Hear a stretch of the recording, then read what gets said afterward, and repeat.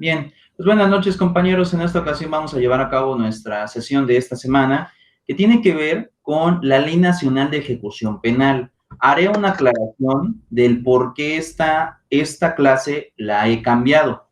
Porque el programa nos dice que nuestra clase del día de hoy, de acuerdo a nuestro sílabus, es la Ley de Normas Mínimas de Readaptación Social. Así nos dice el sílabus, Ley de Normas Mínimas sobre Readaptación Social de Sentenciados. Sin embargo, esa ley que nos marca el programa ya fue abrogada, es decir, actualmente pues ya no existe.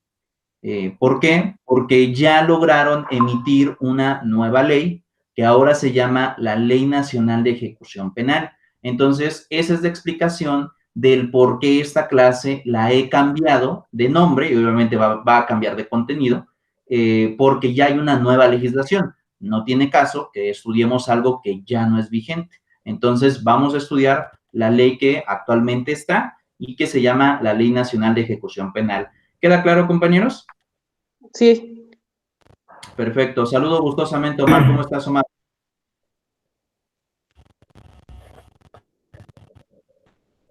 Soy Ernesto, señor. Ernesto. Ah, es que me aparece en tu conexión. Sí, lo que pasa es que estoy en otro dispositivo. Ah, ok, de acuerdo. Sí, con razón me aparece un nombre distinto. Bueno, entonces Sí, en ese sentido vamos a empezar con la ley que hoy vamos a estar revisando y vamos a presentar nuestra pantalla precisamente para poder ir analizando esta Ley Nacional de Ejecución Penal. Ya la habíamos puesto o la habíamos nombrado con anterioridad en algunas dos clases anteriores referente al tema de la reinserción, sobre todo cuando vemos el tema o vimos el tema o empezamos a ver el tema de la pena de muerte. Esta ley ya la habíamos empezado un poquito a revisar. Pero, pues, esta es la ley que actualmente está vigente. Esta ley se logró emitir, voy a hacerlo un poco más grande para que pueda ser más amplio. Esta ley se logró emitir el 16 de junio de 2016, es una ley que logra emitir el presidente Enrique Peña Nieto, a mitad prácticamente de su, o ya casi finales de su sexenio, o de la segunda mitad de su sexenio, y logra obtener o darnos algunos objetos básicos de la cuestión de la reinserción como tal. Yo no me voy a ir directamente a esa parte porque ya la hemos visto con anterioridad, pero sí me voy a ir directamente a el tema de los centros de penitenciarios y el tema de las personas privadas de la libertad. El artículo 5 es el primero que nos dice esta parte. Y una situación importante, en el glosario, en el artículo 4, nos establece la definición que de acuerdo a la ley se va a establecer para el tema de reinserción social y dice lo siguiente: restitución del pleno ejercicio de las libertades tras el cumplimiento de una sanción o medida ejecutada con respecto a los derechos humanos. En pocas palabras, ¿qué debemos entender por el tema de la reinserción? Que cada sujeto, en el momento que ingresa a un centro penitenciario, ya sea de orden municipal, estatal o federal, el objeto es que el individuo, cuando llegue a salir de la cárcel, pues obviamente esté en aptitud de comportarse como un ciudadano normal, es decir, trabajar, estudiar, tener una familia, etcétera. Aunque nosotros ya en clases anteriores hemos pues manifestado nuestra idea de que en realidad esto es muy complejo y muy poco probable. No decimos que sea imposible, porque sí hay casos, pero son mínimos en realidad con todos aquellos que van a prisión y salen, pues como que ahí ponemos en duda un poco la normativa. Y esto también tiene que ver en base a la creación del derecho, es decir, en el mundo del ser y del deber ser del derecho, lo que nosotros jurídicamente conocemos como la trisonomía del derecho. ¿Y en qué consiste el ser y el deber ser? Pues prácticamente nos dice que el derecho obedece a dos tipos de realidades. Dos tipos de realidades. El ser, que es lo que pasa en la realidad, y el deber ser, es decir, la creación de leyes o la redacción de leyes de un mundo ideal de comportamiento de las personas. Normalmente las leyes, en general, están creadas en el mundo del deber ser, es decir, en esta parte ideológica en que todas las cosas van a funcionar de manera perfecta. Aunque, pues bueno, hemos visto que la realidad, es decir, la parte del ser del derecho, pues prácticamente ha superado pues a la propia normativa.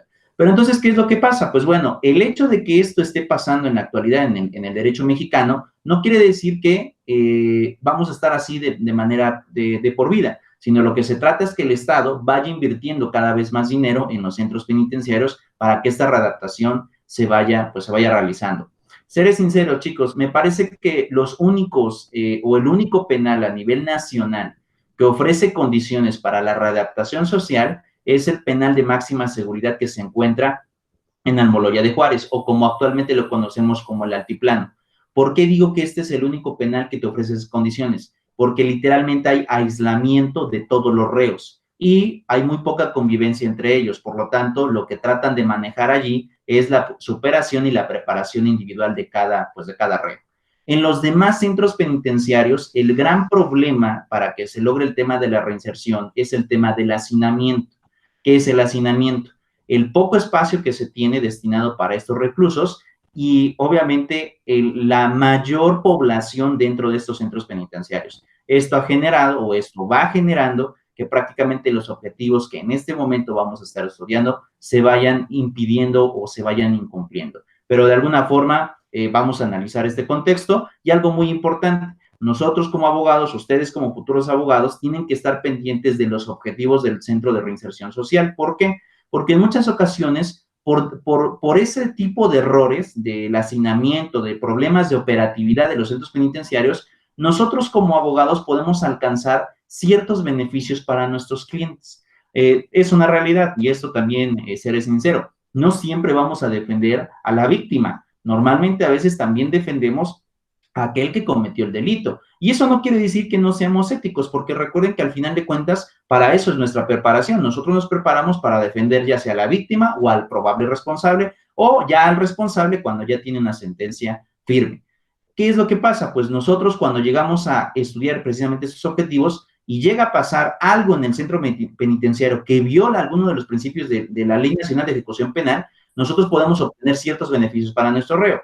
Normalmente son cuestiones básicas, como pueden ser el tema de la atención médica, como puede ser incluso la movilidad de celda. En este caso, pues a veces nuestros reclusos ya llegan a tener problemas con los compañeros de celda, hay que moverlos, ¿no? Etcétera, etcétera. Muchas cosas que podemos tener como beneficio. Es más, si ustedes ahorita se preguntaron cómo es que un individuo o un reo infectado por COVID logró salir del penal, para poder, obviamente, llevar a cabo su proceso, se da precisamente a través de las deficiencias del centro penitenciario. En pocas palabras, es como darle o como promover que el propio Estado o el propio gobierno manifiesta la incapacidad de poder asegurar la vida y la integridad de los propios reclusos. Entonces, pues estos beneficios a veces se dan. En este caso de los enfermos de COVID, pues ¿qué fue lo que hicieron los abogados? Lograron sacarlos de los centros penitenciarios y estuvieron obviamente en cuarentena, pero también pudieron tener una convivencia un poco mejor con sus familias,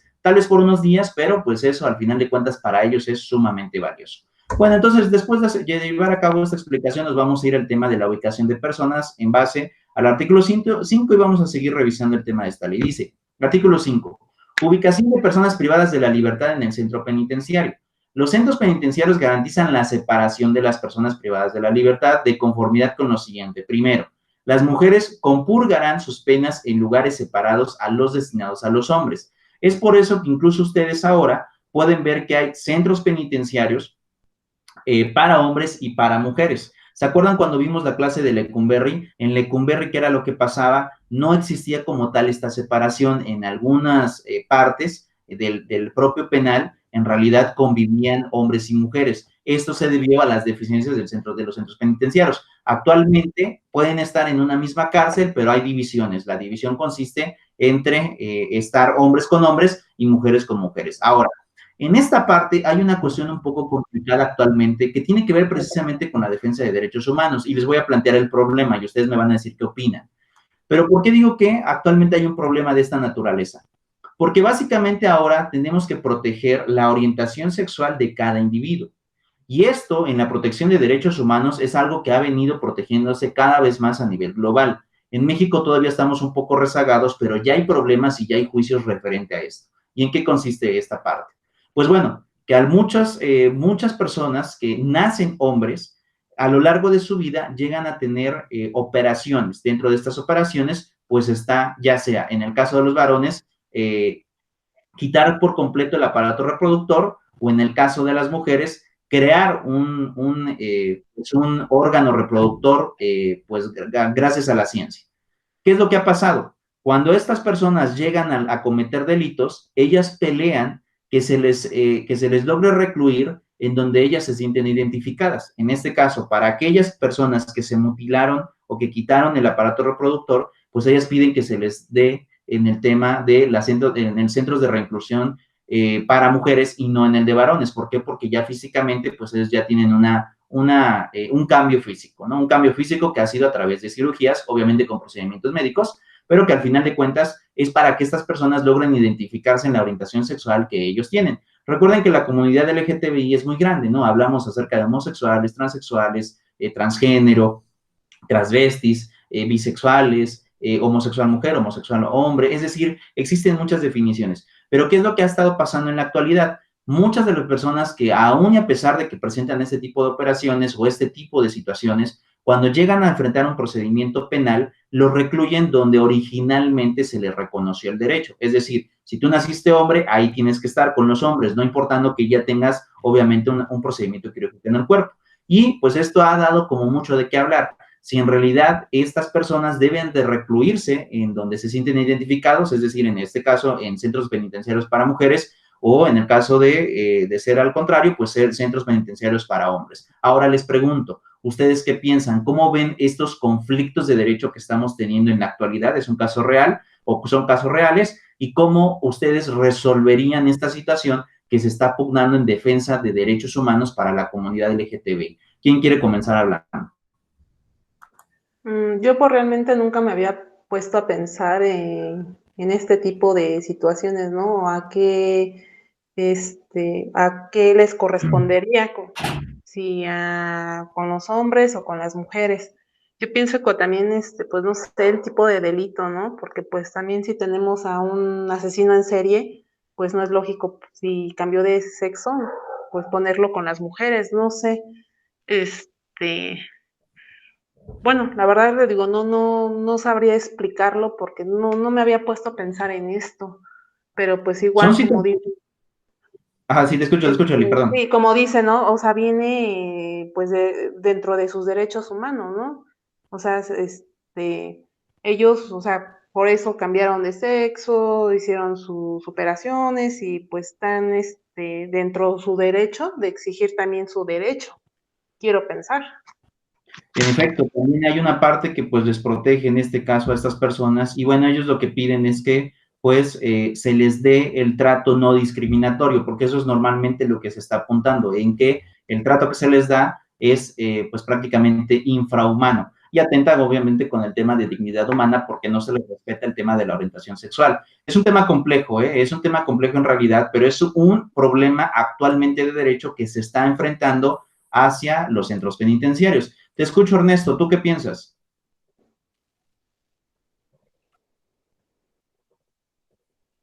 Sientan cómodos, ¿no? Si ya son mujeres y se les respetan sus derechos, señor.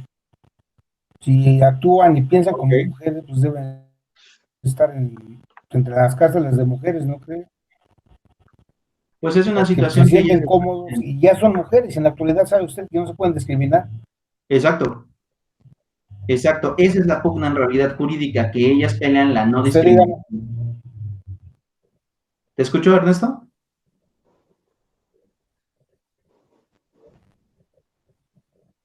Sí, señor, es lo que yo pienso, Ok, listo. que deben estar, nos sientan cómodos y ya deberían estar con las mujeres porque son mujeres actualmente. Sí, en efecto, tienes toda la razón. En base a esto y en base a la teología, que eso tiene que ver con una interpretación teológica del derecho, es decir, yéndonos a los orígenes incluso desde la creación de los derechos humanos, estas personas actualmente ya son mujeres. Es más, muchas de ellas ya han instaurado el tema de procedimientos de cambio de sexo, que actualmente en algunos estados de la República sí es posible, pero todavía no en todos, porque recuerden que cada estado logra tener su propia legislación. En algunos estados ya está. La legislación más avanzada, en realidad, es el tema de la Ciudad de México. La Ciudad de México sí te permite llevar a cabo estos cambios de sexo. Por ejemplo, en el caso de Puebla, aquí donde yo me encuentro, todavía no. como que hay que, para poder hacerlo, hay que tramitar el tema ante el registro civil, te lo van a negar y hay que ampararse para poder llevar a cabo esta situación. En la Ciudad de México ya no es así, en la Ciudad de México lo puedes hacer a través de un procedimiento administrativo. Pero bueno, de alguna forma, esta situación ha generado conflictos dentro de los centros de reinserción social. Bien, seguimos entonces. La segunda parte dice, las personas procesadas y sentenciadas ocuparán instalaciones distintas. Es decir, y esta es la primera parte, en un centro penitenciario no están en el mismo lugar los que apenas son procesados como los que ya están sentenciados.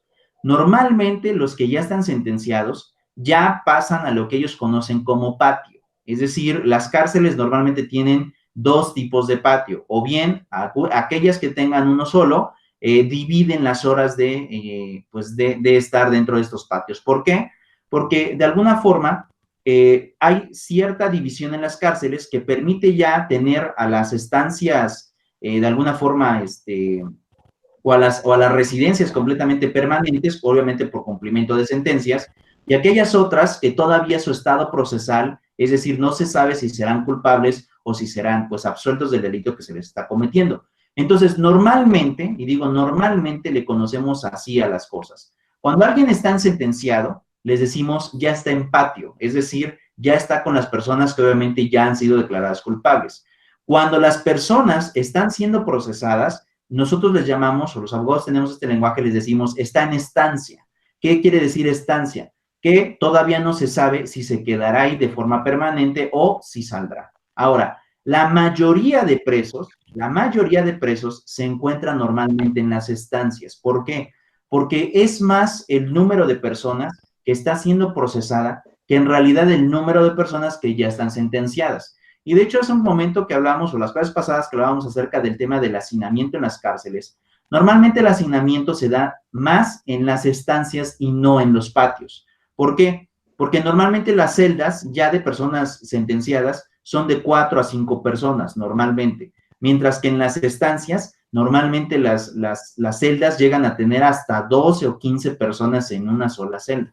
Pero es por esto, no los pueden llevar o no los pueden pasar o no los pueden reacomodar con aquellos que ya tienen pena, porque obviamente ellos ya tienen un procesamiento completamente diferente a aquellos que obviamente apenas están siendo procesados. 3 dice, las instalaciones destinadas a los imputables se ajustarán a lo dispuesto por el capítulo séptimo y título quinto de la presente ley. Es decir, sus condiciones deben de tener divisiones para que ellos obviamente puedan tener de alguna forma asegurado el tema de la reinserción. Sin embargo, las instalaciones en el tema de que puedan tener de alguna forma su formación o su, pues sí, en realidad, su readaptación resulta ser un poco complicado. Era aquí donde yo les decía, la mayoría de las cárceles no ofrecen condiciones para que los propios reos puedan reinsertarse. Esa es una realidad. La mayoría de los reos normalmente pues llega a tener pues muchas condiciones infrahumanas dentro de los centros penitenciarios.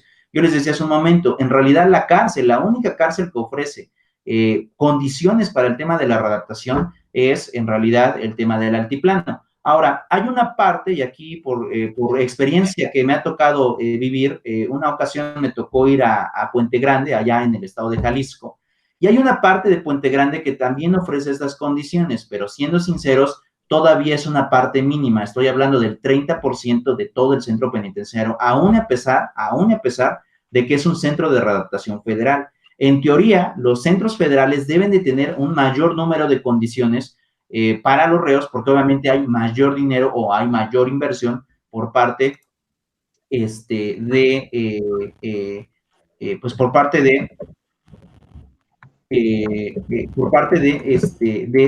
Estado para, pues, obviamente, generar las condiciones de que, pues, ellos puedan reinsertarse de alguna forma pues, a las condiciones que ellos en realidad merecen. Pero la mayoría de las cárceles son infrahumanas. Miren, vean esta parte, no sé si ustedes sigan a los youtubers, chicos. ¿Siguen ustedes a los youtubers? No. Ok, para que se den cuenta cómo esto de que la ley nos establece que deben de existir condiciones, ahorita van a darse cuenta cómo que esas condiciones en realidad fallan. Voy a poner una parte de un video, no lo vamos a ver todo porque es muy extenso, solamente voy a poner una parte de un video de un youtuber muy famoso que se llama Luisito Comunica. él logró ir a un centro penitenciario de readaptación social en el estado de Nuevo León llamado Topo Chico, perdón, en el estado de Tamaulipas, perdón. Topo Chico, ¿qué era lo que pasaba con este centro de reinserción? Van a ver las condiciones en las que se encontraban los presos. Actualmente este centro ha sido desmantelado porque va a ser remodelado. Todavía no acaban las remodelaciones, pero permitieron el acceso a muchos medios de comunicación para que se dieran cuenta cómo estaban los reclusos y cómo vivían. Ahorita vamos a ver si en realidad se cumple lo que nos dice la Ley Nacional de Ejecución Penal en base a la realidad a este centro penitenciario, que siendo sinceros es la mayoría de las realidades que sufren la mayoría de los centros penitenciarios. Pero bueno, vamos a verlo, solamente vamos a ver unos 7, 8 minutos para que ustedes puedan observarlo y ahorita continuamos con esto. Pongan bien atención porque ustedes se van a dar cuenta cómo es que existe una especie de clasismo así como se dice, entre los propios reclusos para poder tener mejores condiciones. Para poder entrar aquí al área de cuidado psiquiátrico, nos están haciendo el favor de abrirnos la cadena, zarapes, abrigos. ¡Uf! ¡Ay, qué fuerte! Qué fuerte tener que vivir así. En 1943 se abrió en Monterrey, al norte de México, el penal Topo Chico, una cárcel que pretendía ser de máxima seguridad, apta para reformar hasta a los más peligrosos criminales. No mucho tiempo pasó para que el crimen organizado empezara a hacerse cargo de lo que realmente sucedía ahí dentro. E irónicamente, en un sitio que pretendía ser de máxima seguridad, estaban sucediendo cosas mucho peores que en el mundo exterior. Les estoy hablando de que desde aquí adentro sucedían operaciones importantes de narcotráfico, tráfico de armas, planeaciones de secuestros, redes de prostitución. Ustedes nómbrenlo. Esta cárcel era regida por mentes criminales que hacían que dentro y fuera de las instalaciones pasaran cosas inimaginables. Hoy iremos a explorar las muy recientemente abandonadas instalaciones de la cárcel, las cuales hace apenas una semana del habitadas. Esto seguramente estará muy, muy interesante. Que comience una aventura más.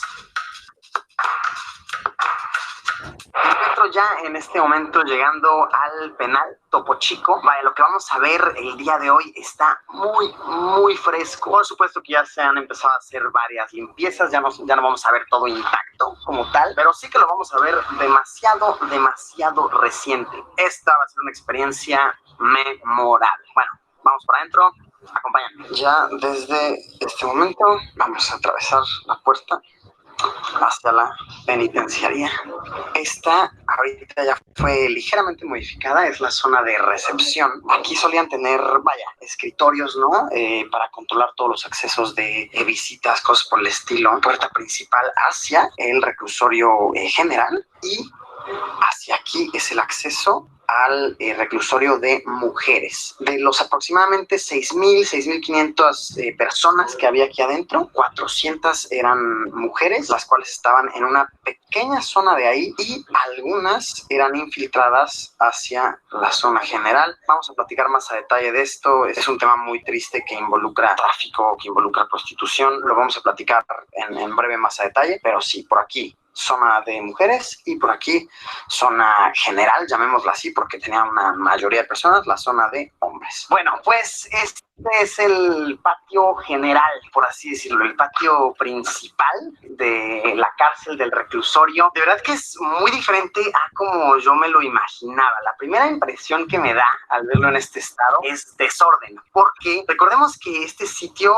lleva cerrado apenas una semana. Al verlo así, sin tener contexto, yo imaginaría, pues ya lleva abandonado unos cuantos años, por eso se ve en este estado, por eso se percibe este desorden. No, lleva apenas una semana, lo que significa que las personas privadas de su libertad, que es la manera apropiada de llamar a alguien dentro de la cárcel, tenían estas condiciones de vida, estaban habitando así. Vamos a estar viendo constantemente itinerario colocado en el suelo. Pues como actualmente están las autoridades limpiando las instalaciones, nos vamos a encontrar con que de muchos lados están sacando alimentos, están sacando ropa, artículos de higiene personal, estos que son productos de limpieza de las instalaciones, y de hecho me han enseñado videos en los que se están sacando armamentos, se están sacando drogas. Todo eso sucedía dentro de esta cárcel. De verdad que me parece algo súper impactante. Hay imágenes súper fuertes, muy gráficas, de los policías hallando armas, y armas largas escondidas debajo del suelo, debajo de los mosaicos. Es algo bien impactante y tan fresco que se siente muy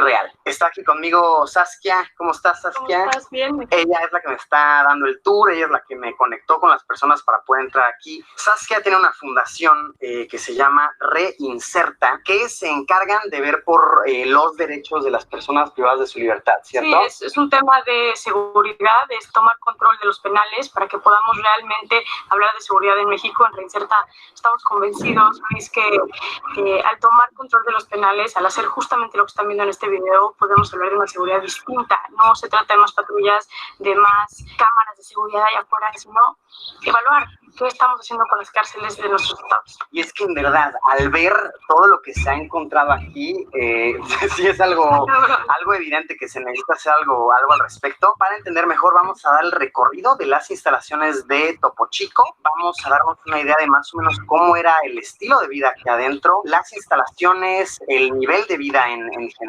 Vamos, comencemos.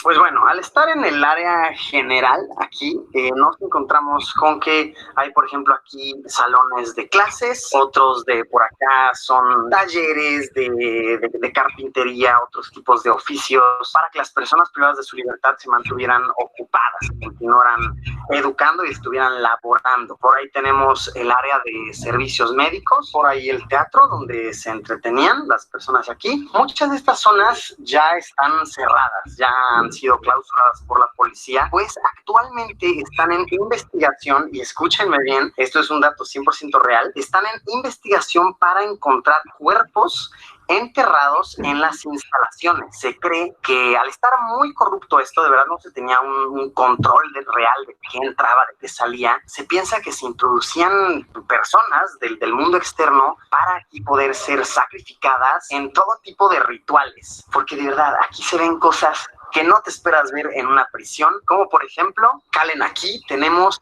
un ritual a la Santa Muerte junto a un bar de bebidas alcohólicas. Les repito que esta es una prisión, que esta es una cárcel. Este era un bar, así como se escucha. Podías comprar, obviamente, tus licuados, ¿no? De diversos sabores, smoothies, ¿no? Como ahí bien lo dice. Podías comprarte tus sucaritas, ¿por qué no? Y de igual manera, la bebida alcohólica de tu preferencia. Tu clamato, tu michelada, perro salado, lo que sea que eso signifique, desarmador, tu piña colada, bombas, orgasmos, una cuba, una campechana. Ya con eso empezamos a darnos una idea del estilo de vida y del control que existía en esta prisión. Alcohol siendo vendido a todas horas, siempre y cuando las personas tuvieran dinero con cual pagar. Y este es solamente uno de los altares a la Santa Muerte que existen. De verdad, hay imágenes de la Santa Muerte por doquier. Nosotros en el canal ya hemos hablado sobre la Santa Muerte, lo que engloba esta creencia, lo cual no es necesariamente malo. Como en todo, hay quien le puede dar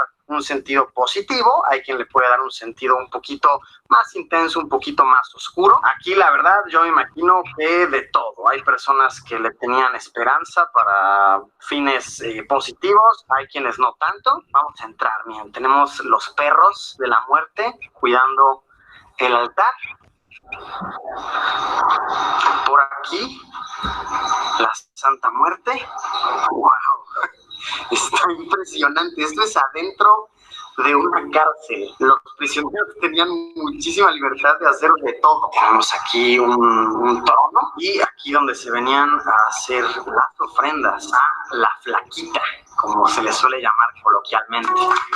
Vamos a adelantar para el tema de las celdas y quiero que vean cómo se encontraban ellos en las celdas, ¿de acuerdo? es un área muy fuerte y de suma importancia poder verla, poder observarla, porque aquí traían a las personas diagnosticadas con alguna enfermedad mental. Se dice, y cito a la persona que me está guiando, que cuando veían a alguien de plano agarrar excremento, agarrar caca del suelo y comérsela, es que decían, esta persona tiene algo mal, hay que llevarla a la zona de cuidado psiquiátrico, y realmente de cuidado no tienen nada. Vamos a ver qué tal. Uf. Sí, el aroma es penetrante. En total, dentro de este espacio de cuidado psiquiátrico, y pongamos eso entre comillas, llegaron a estar viviendo al mismo tiempo 70 personas. 70 personas, imagínense qué espacio tan reducido tenían. Ok, aquí por lo que entiendo era su comedor, área de los baños. Uf, aún permanece un calzoncillo aquí. No, miren esto.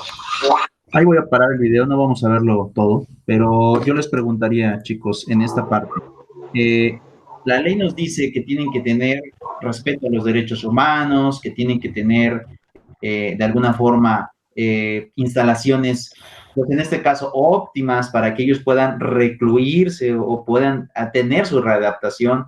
Y pues con este ejemplo yo creo que estamos muy lejos de llegar a lo que la ley nos establece, es decir, el mundo del deber ser del derecho está muy lejos de estar en realidad en la práctica, ¿no? Porque de alguna forma, pues bueno, vean cómo vivían estas personas y yo les preguntaría, ¿ustedes creen que alguien pueda en realidad reintegrarse a la sociedad con este tipo de condiciones en las celdas? Es prácticamente imposible, ¿no creen? Así es. Sí, es imposible, señor. Es triste. Si que ustedes quieren ver el video después, no hay ningún problema, lo pueden revisar. Es un video casi de 30 minutos, pues para que se den cuenta de cómo se encontraba la realidad de aquella cárcel. Vuelvo a repetir, este es un centro que actualmente se está remodelando, va a volver a ser cárcel, pero tratará obviamente de ahora, y lo voy a poner entre comillas, a ver si cumple con las condiciones que establece la ley. Pero bueno, continuamos en esta parte. Cuarta, dice...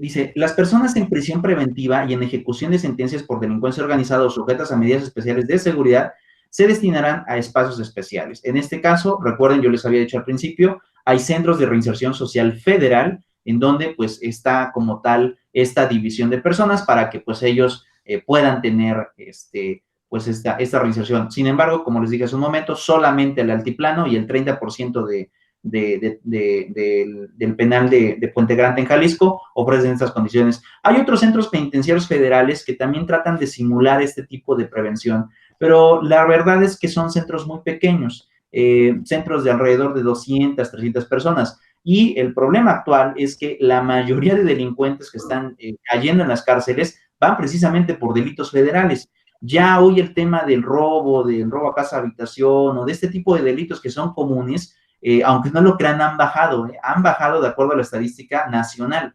Entonces, ¿cuáles son los delitos que están ahora? Pues los delitos ahora que se están cometiendo son federales. Aquí estamos hablando de homicidio, de narcotráfico, de delincuencia organizada, de secuestro, es decir, los delitos de alto impacto son los que la mayoría de delincuentes actualmente están cometiendo. Y es por eso que, pues prácticamente los centros de organización social están colapsados, ¿no? Es decir, no tienen espacio para poder tener las condiciones a la gente que llega diario están teniendo pues esta oleada de más presos que, bueno, prácticamente generan pues un hacinamiento completo. Vean la parte del capítulo 2, dice, derechos y obligaciones de las personas. Primero, derechos de las personas privadas de su libertad en el centro penitenciario.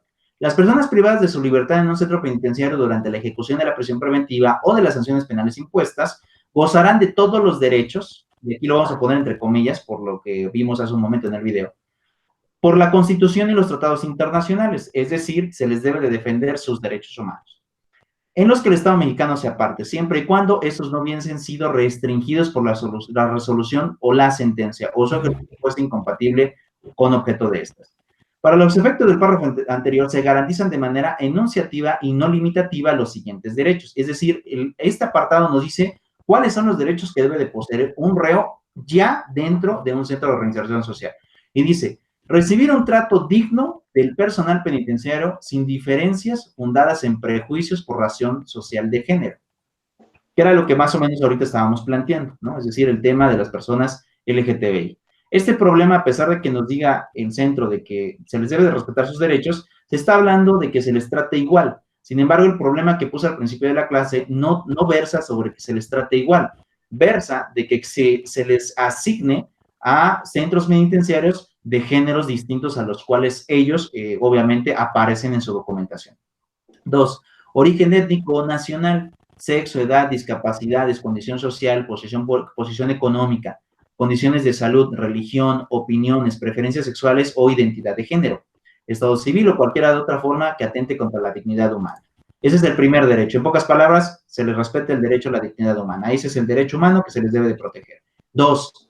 Recibir asistencia médica preventiva y de tratamiento para el cuidado de la salud, atendiendo a las necesidades propias de edad y sexo, en por lo menos unidades médicas que brinden asistencia médica de primer nivel en términos de la Ley General de Salud, en el centro penitenciario y en caso de que sea suficiente la atención brindada dentro de la reclusión o se necesita asistencia médica avanzada, se podrá solicitar el ingreso de atención especializada a centro penitenciario o que sea remitido a un centro de salud social público. Eso es algo muy importante. Fíjense que ahorita con el tema de la pandemia, precisamente revisaba hoy una nota que como los hospitales estaban colapsados por el tema de los contagios, los mandaron o acomodaron en la dirección de centros de readaptación social de aquí de Puebla una especie de unidad médica. Es decir, los CERESOS tienen una dirección, una coordinación general. En el caso de Puebla sí sucede. Obviamente cada estado de la República tiene su propia organización, pero estoy seguro que también hay una dirección especializada, que en este caso depende del Poder Ejecutivo, porque él es el titular en las cárceles, el Poder Ejecutivo es el titular de todos los centros penitenciarios. Si son federales, el presidente de la República, y si son estatales, el gobernador. Ellos son los directamente responsables de los centros penitenciarios. Y vean esta parte. El Centro de Dirección Estatal de CERESOS se percató que no podía mandar a los por coronavirus a los hospitales. Y no los podía mandar porque prácticamente estaban ya llenos. Entonces, lo que hicieron para asegurarles esta segunda fracción de la Ley Nacional de Ejecución Penal fue que en la dirección estatal crearon y construyeron una unidad médica para rehabilitación de enfermos de COVID. Y hoy precisamente anunciaron que hubo ya el regreso de estos reos a los diferentes centros penitenciarios en los cuales ellos pertenecen porque ya prácticamente se han curado de la enfermedad. Entonces, ¿qué es lo que pasa? En este caso, el Estado mexicano fue más allá, porque esta fracción te dice que si hay alguien que merezca un trato por un tema de enfermedad, lo pueden mandar, si es que las condiciones del CERESO no alcanzan, lo pueden mandar a un hospital. Pero en esta situación, como está en la pandemia, no se les mandó a hospitales, sino se crearon unidades médicas especiales en la dirección de CERESOS para que pues ellos tuvieran la atención adecuada. Pero bueno, al final de cuentas se les tiene que brindar, ¿por qué? Porque recuerden que a pesar de que hayan cometido el delito que hayan cometido, pues son seres humanos y como tales, pues también merecen esta condición de que se les brinde el tema o el derecho de seguridad social y el tema de salud, que es un derecho ganado también en la propia Constitución. 3.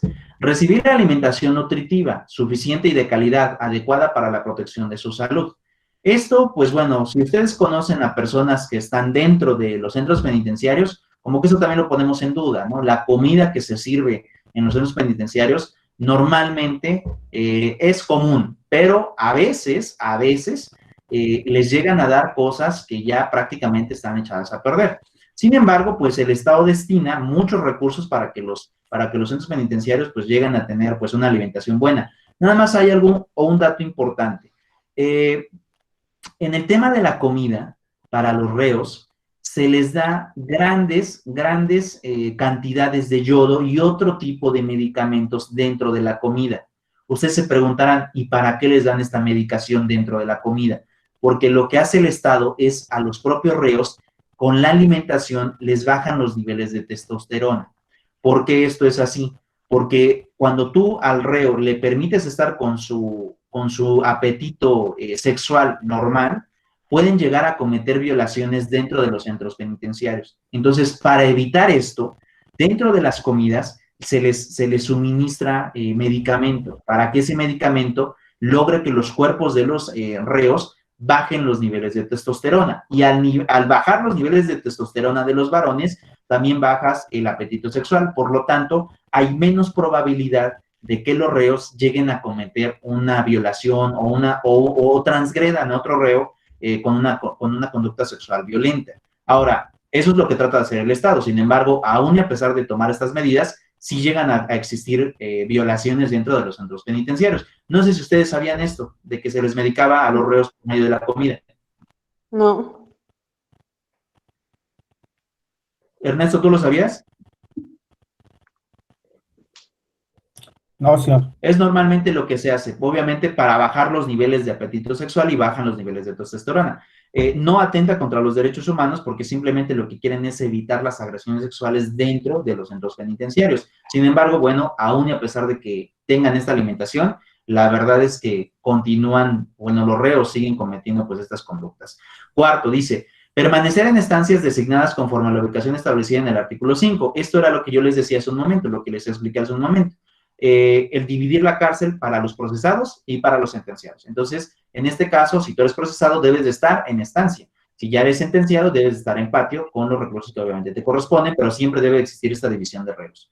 Quinta, dice, ser informado a sus derechos y deberes desde el momento en que sea internada en el centro, de manera que se garantice el entendimiento acerca de su situación. La información deberá ser proporcionada conforme al artículo 38 de esta ley. En este caso, recuerden que ellos tienen el derecho de poder educarse, tienen el derecho de estar en un taller, y algo muy importante, participar en las situaciones de limpieza del penal, porque recuerden que no hay como tal intendentes, sino que hay ellos mismos, son los que participan dentro de las limpiezas de sus propias celdas, así como de sus baños, los patios, y mantenimiento, ellos mismos lo hacen, pero es por eso, porque sí tienes derecho, pero tienes que participar en la vida comunitaria dentro del Centro de Reinserción Social, que en ese caso es donde todos están inmersos. Sexta, dice, recibir un suministro suficiente, salubre, aceptable y permanente de agua para el consumo y cuidado personal. Normalmente este caso del suministro, por ejemplo, acá en el penal de San Miguel de Puebla, hay regaderas, hay baños y hay lugares para que ellos puedan lavar, pero no en todos los centros penitenciarios existe esto, y aparte, pues muchas veces también los centros penitenciarios sufren del abastecimiento de agua. Entonces, pues este es un derecho, porque obviamente el agua es un derecho humano, el acceso al agua es un derecho humano, que en algunos penales pues sí se ve limitado, no suspendido, pero se ve limitado por la gran población que existe y por la poca capacidad de almacenamiento de agua que tienen a veces los centros penitenciarios. Recibir un suministro de artículos de aseo diarios y necesarios. En este caso de los artículos de aseo de diarios y necesarios, normalmente se les dan, en esto consiste pues básicamente un peine, cepillo de dientes y pastas dentales. Una toalla, en donde ellos pueden obviamente asearse, y algunos otros artículos más.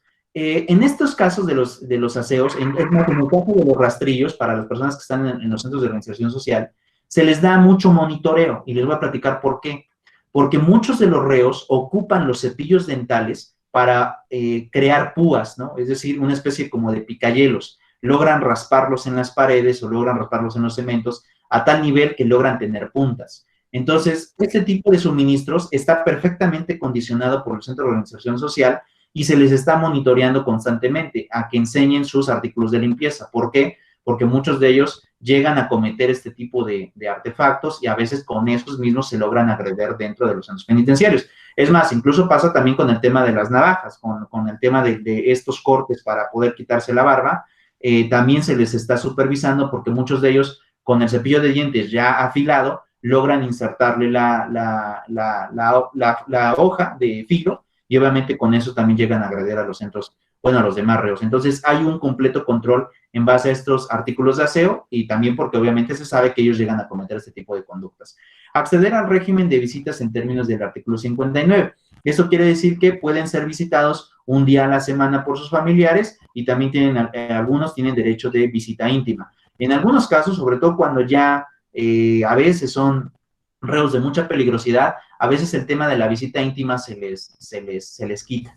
Y pues básicamente están en el encierro completo, ¿no? Entonces también depende del tipo de delitos. Si son delitos menores, pueden permitirse este tipo de conductas o este tipo de visitas, y si ya eres un reo de mucha peligrosidad, te suspenden muchas veces este tipo de visitas. Efectuar peticiones o quejas por escrito y en casos urgentes por cualquier medio de instancias correspondientes. Eso también es algo cierto. Los reos también tienen el derecho de poder inconformarse de las condiciones en las cuales están viviendo. Entonces, no por el hecho de que seas un reo quiere decir que ya queda suspendido de todos los derechos. No, por el contrario. En este caso, también como reo, si hay algo de los centros penitenciarios, problemas con los guardias o con los custodios, o problemas a lo mejor del tema de servicios, pueden hacerle llegar sus quejas a las direcciones, en este caso de los centros penitenciarios, y ellos tendrán que darle respuesta a la gestión. En el caso de estos casos, yo no sé si recuerden, pero hubo uno muy famoso, precisamente que tiene que ver con dos narcotraficantes de televisión nacional, y digo televisión nacional porque todos los conocemos, ¿no? Sobre todo porque cometieron o son muy famosos. Uno fue la Barbie y el otro fue el Chapo Guzmán. Cuando ambos estuvieron presos en el penal del Altiplano allá en Almoloya de Juárez, ambos se juntaron y empezaron a preparar un mitin. Y una de esas, al final el mitin lo suspendieron, pero sí se dio a conocer que este personaje llamado la Barbie logró redactar entre líneas el por qué querían ir al mitin. Y básicamente era porque no se les estaba suministrando alimento, no se les permitía tener los artículos de limpieza completos o no se les dotaba, les faltaba agua, y es que de alguna forma esta era la forma de poder inconformarse, crear un mitin y obviamente hacerles llegar por medio de sus abogados estas cartas hacia no solamente a la dirección, sino también a los medios televisivos para que conocieran las condiciones de los centros penitenciarios. Al final el contenido de la carta se dio a conocer, sin embargo el mitin fue frustrado y bueno, ahí hubo una llamada de atención por parte del presidente para que atendieran las situaciones insalubres en las cuales estaban viviendo o estaban siendo tratados estos reos. Pero bueno, es para que se den cuenta que también el derecho permite que los reos se puedan inconformar directamente con el director del reclusorio, o bien lo pueden hacer a instancias. En este caso, como yo les decía, las cárceles pertenecen al Ejecutivo Federal, para los centros penitenciarios federales, es decir, al presidente, y en el caso de los estados, a los gobernadores. Ellos son los que son directamente encargados de, pues obviamente, resguardar, a pesar de que hay delegados, y a pesar de que hay secretarios que obviamente atienden de manera directa, la suprasubordinación de estas obligaciones son de los gobernadores y del presidente de la República. 10ª, toda persona privada de la libertad tiene derecho a que se garantice su integridad moral, física, sexual y psicológica. ¿No? Otra vez volvemos a los derechos de sexualidad y bueno, todos estos permisos de que pueden tener su estancia un poco más venidera y un poco más pues atractiva, ¿no? Benévola, para que ellos puedan atender sus problemas o sus malestares. 11ª, a participar en la integración de plan de actividades en el cual deberán atender las características particulares de cada persona privada en el marco de sus condiciones de operación. En este caso son los talleres, ¿no? En este caso, si tú quieres aprender carpintería, si quieres educarte, porque también es un permiso que deben de tener, que ellos puedan concluir sus estudios. Fíjense que en el sexenio todavía de Felipe Calderón, solamente ese fue el último sexenio en donde se les daba preparación hasta el bachillerato. Normalmente los reclusos, digo no todos, pero digamos que la mayoría de reclusos no llegan a educativas completas. Entonces se les daba la oportunidad de llegar a tener pues sus centros de actividades escolares hasta el bachillerato. Actualmente, después del presidente Felipe Calderón Hinojosa, ya no fue así. Actualmente también ellos pueden estudiar licenciaturas dentro de los centros de reinserción social. Obviamente no les dan todas las licenciaturas, pero sí hay algunas licenciaturas que se les dan, por ejemplo, la de Derecho, Administración, todo ese tipo de carreras que a lo mejor son muy conocidas o muy amplias y también como muy recurridas, son las que se les dan a los reos. Entonces, ahora también los reos que quieran y deseen hacerlo, pueden estudiar, obviamente, una carrera universitaria dentro de los centros penitenciarios. Y otra de las otras actividades que también se les da actualmente, bueno, no actualmente, sino ya tiene rato, es el respeto al tema de la libertad de culto. ¿Y qué era lo que pasaba? Pues bueno, anteriormente había un programa con diferentes religiones en donde se les permitía el acceso a estas religiones para que pudieran llegar a dar mensajes a los propios reos. Y muchos de ellos empezaban a profesar religiones dentro de las cárceles. Cuando viene el conflicto de la guerra contra el narco, después de 2010-2011, hubo por allí unos problemas en varios penales de la Federación, sobre todo en que pues estas personas que iban de buena fe a instruir a los reos, pues entraban a darles clases de religión. Pero en estos problemas de la guerra contra el narco hubo varios intentos de mitin, y en esos intentos de mitin intentaron que las personas religiosas que ingresaron a los centros penitenciarios ya no pudieran salir. En pocas palabras, los quisieron agarrar como reos. Entonces, ¿qué fue lo que pasó? Las cárceles prohibieron en estas cárceles, y bueno, después se hizo masivo, que personas de religiones entraran a instruir a los reclusos. Entonces, actualmente tienen que cumplir con protocolos y también hay sistemas de vigilancia para aquellos líderes religiosos que quieran ingresar a los penales a instruirlos. No está prohibido, pero como que sí les dieron más seguridad por esos problemas que ya han pasado con anterioridad, donde, pues bueno, algunos reclusos pues, quisieron, pues sí, recluirlos para no dejarlos salir y obviamente agarrarlos como reos o como moneda de cambio, pero eso sería, pues prácticamente violentar o atentar contra la integridad de esas personas que de buena fe fueron a visitar a estos sujetos, ¿no? Pero bueno, no todos piensan igual en esa parte. O sea, los demás previstos en la Constitución, tratados internacionales de Gales, toda limitación de derechos solo podrá imponerse cuando tenga como objeto garantizar condiciones de internamiento dignas y seguras. En su caso, la limitación se seguirá por los principios de necesidad, proporcionalidad e idoneidad. Es decir, lo necesitas. Proporcionalidad se refiere a que si la mayoría de los reclusos tienen estas condiciones, y aparte si eres el idóneo para poder tener este beneficio, que en este caso son buenas conductas, ¿no? Porque eso también es algo serio. El tema de la buena conducta también les puede ayudar a los reclusos a tener buenos beneficios, incluso salir antes de la pena que ya se les ha decretado. Pero bueno, ¿dudas hasta aquí, chicos? Bueno, yo creo que actualmente existe una polémica sobre cómo deberían vivir los reclusos, ¿no? Okay.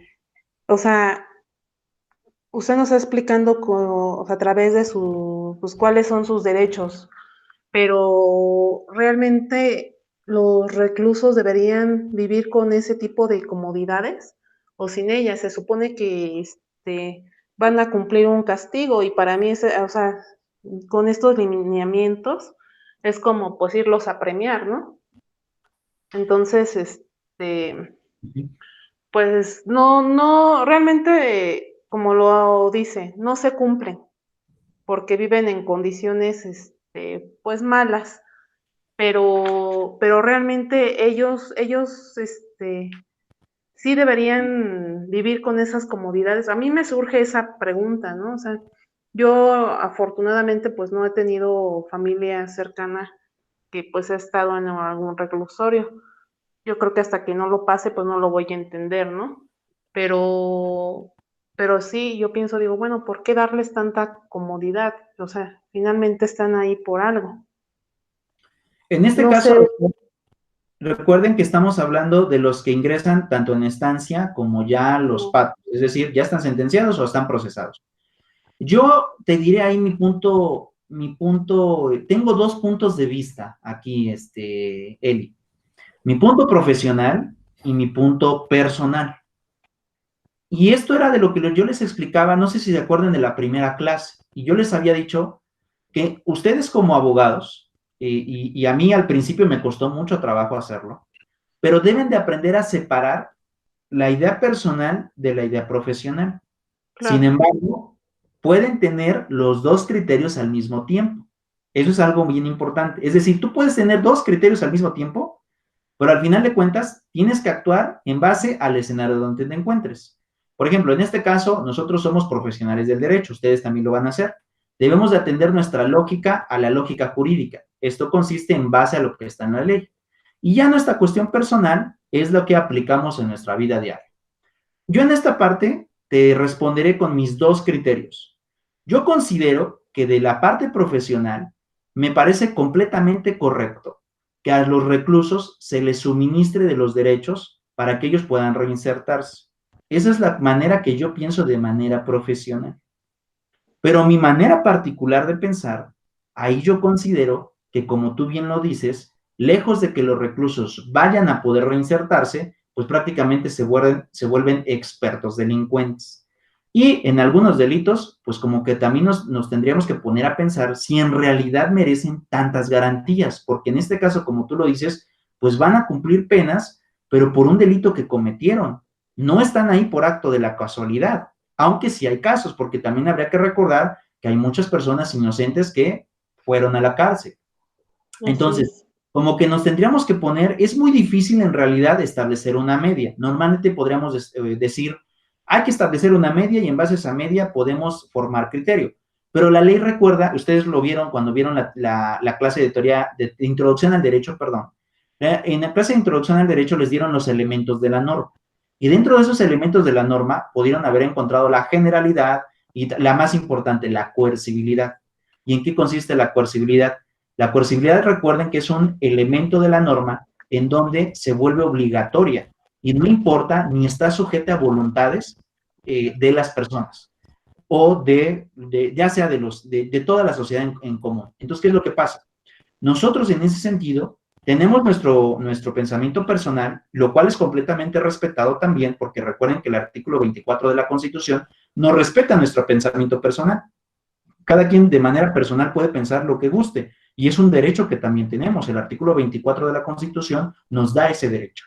Pero ya cuando hablamos de la cuestión jurídica, recuerden que nosotros estamos en el marco, como lo decía hace un momento, del deber ser, de lo que el ideal que debemos de tener en base a las normas. Y de acuerdo al ideal de ese deber ser, nos encontramos con la protección de derechos. Ahora, en esta protección de derechos del deber ser, como lo decía hace un momento, nos enfrentamos a la realidad. Y ahí es donde podemos debatir si deberíamos de seguir dando tantos derechos a los reclusos o bien debemos ser completamente respetuosos de los derechos humanos.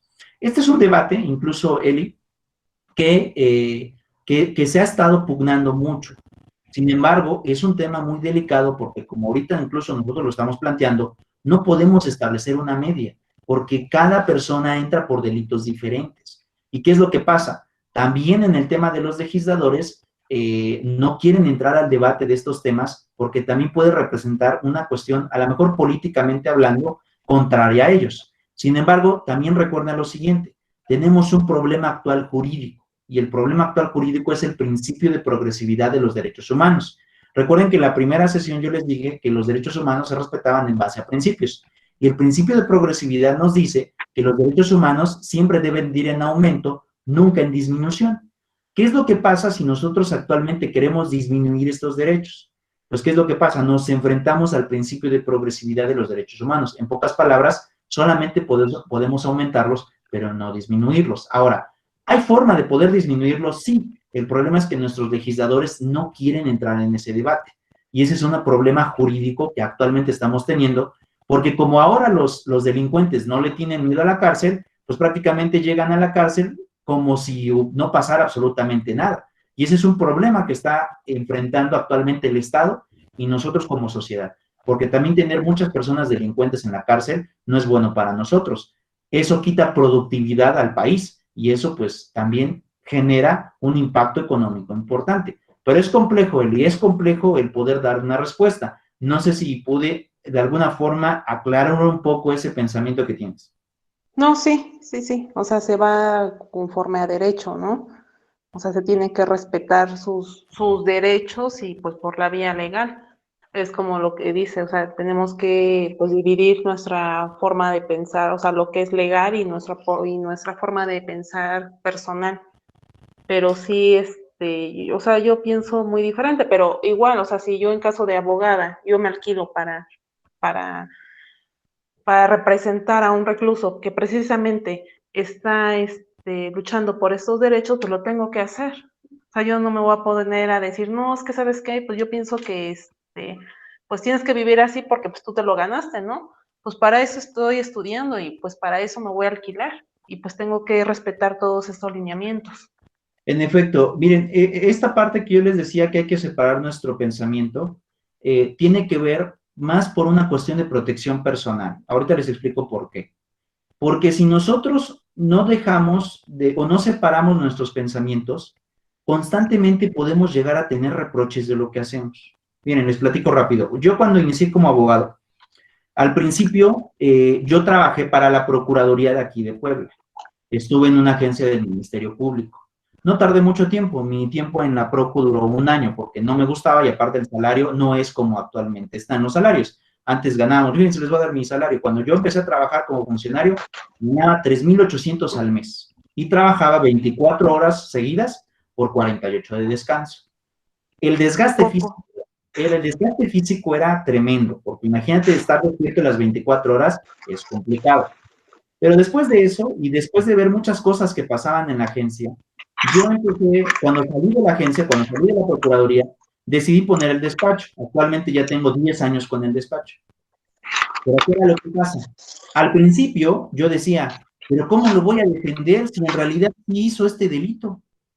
Entonces, ¿qué era lo que pasaba conmigo? Personalmente estaba teniendo un conflicto mental entre lo que había estudiado y mis ideales personales. Y cuando yo empecé como abogado, me costó mucho trabajo porque a veces, siendo sinceros, yo me sentía culpable por defender a delincuentes. Es como decir, yo me reprochaba y decir, ¿qué estudié? Y decía, lejos de generar justicia, estoy creando un mal. Y a veces me llegaban, yo mismo me reprochaba y yo me sentía una mala persona. Llegué a un momento de la actividad profesional de sentirme una mala persona por llevar a cabo la defensa jurídica en diferentes ámbitos. Recuerdo mucho a un profesor que tuve en la licenciatura, me lo encontré en una ocasión en los juzgados y platicando le mencioné esto. Yo le dije, ¿sabe qué, profe? Pues yo tengo este problema. Estoy trabajando, me está yendo bien porque me están llegando asuntos, pero al mismo tiempo me estoy sintiendo culpable de lo que estoy haciendo. Y ahí es cuando el maestro me explicó esto que ahora yo les explico.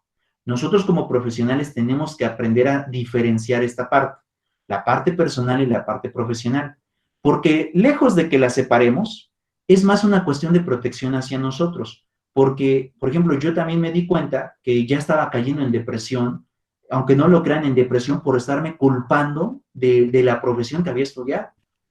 Y esto, cuando escuché a este maestro, y aparte porque me estuve en terapia ahí, seré sincero, me metí a terapia psicológica, acudí a un profesional, y me ayudó perfectamente a comprender lo que me decía mi maestro. Por cierto, lo quiero mucho, ya falleció, yo le dediqué, incluso mi tesis de maestría, le hice una mención ahí importante porque me dio clases, yo por él estudié la maestría que ahora tengo, y aparte porque me dio ese consejo, ¿no? En donde él me decía, no te metas en problemas, porque si no, vas a estar constantemente culpándote por el ejercicio de la ley o por el ejercicio de la profesión de abogados.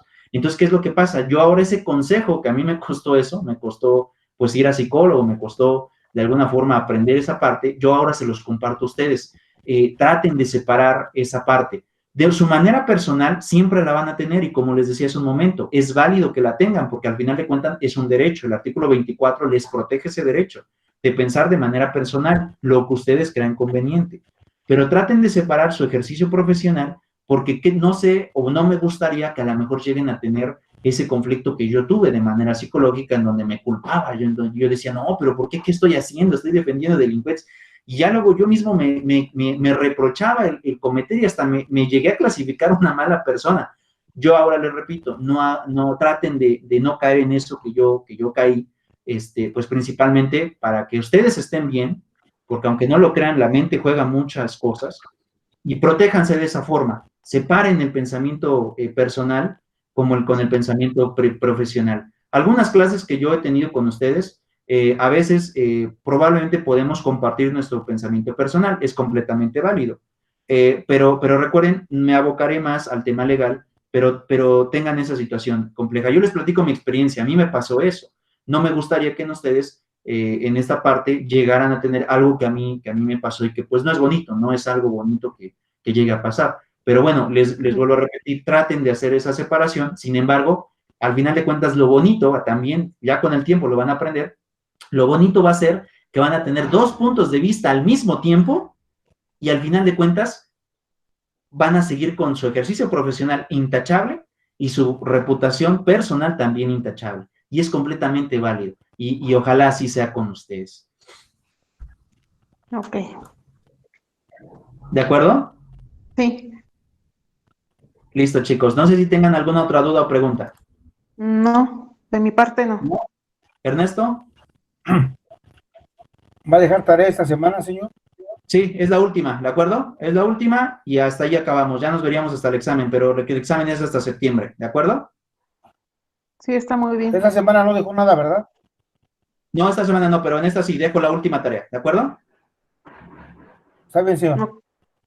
Listo, chicos. Por cierto, no he calificado sus tareas, pero por lo que estaba viendo van a salir bien en sus tareas, entonces también no se preocupen. Y qué bueno que hicieron sus comentarios en el foro, ¿de acuerdo? Entonces yo creo que pongo la quinta y calificaré, pero les adelanto, van bien en sus tareas, o sea, no se preocupen por esas calificaciones de tareas, va bien.